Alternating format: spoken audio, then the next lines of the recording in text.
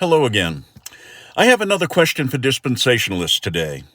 Every time the phrase this generation is used in the New Testament outside of the Olivet Discourse, it clearly refers to those living in the first century. Look at Matthew 11:16, quote, "But to what shall I liken this generation? It is like children sitting in the marketplaces and calling to their companions, and saying, We played the flute for you, and you did not dance. We mourned to you, and you did not lament." See also Matthew 12:38-45, quote, "Then some of the scribes and Pharisees answered, saying, Teacher, we want to see a sign from you. But he answered and said to them, An evil and adulterous generation seeks after a sign, and no sign will be given to it except the sign of the prophet Jonah. For as Jonah was 3 days and 3 nights in the belly of the great fish, so will the Son of Man be 3 days and 3 nights in the heart of the earth. The men of Nineveh will rise up in the judgment with this generation and condemn it, because they repented at the preaching of Jonah, and indeed a greater than Jonah is here.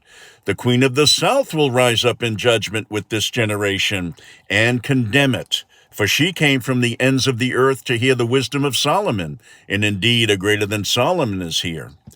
When an unclean spirit goes out of a man, he goes through dry places seeking rest, and finds none. Then he says, I will return to my house from which I came. And when he comes, he finds it empty, swept, and put in order. Then he goes and takes with him other spirits, 7 other spirits more wicked than himself. And they enter and dwell there. And the last state of that man is worse than the first. So shall it also be with this wicked generation. So please look up on your own the following: Matthew 23:36, Mark 8:12, Mark 8:38-9:1, and then Luke 11:29-32.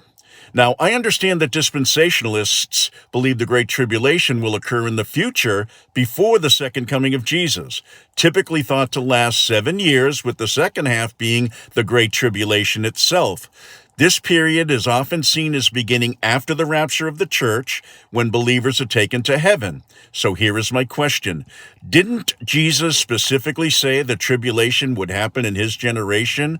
Matthew 24:9, 21, 29, and 34, quote, "Then they will deliver you up to tribulation and kill you, and you will be hated by all nations for my name's sake. For then there will be great tribulation, such as not been since the beginning of this world, until this time, no, nor ever shall be.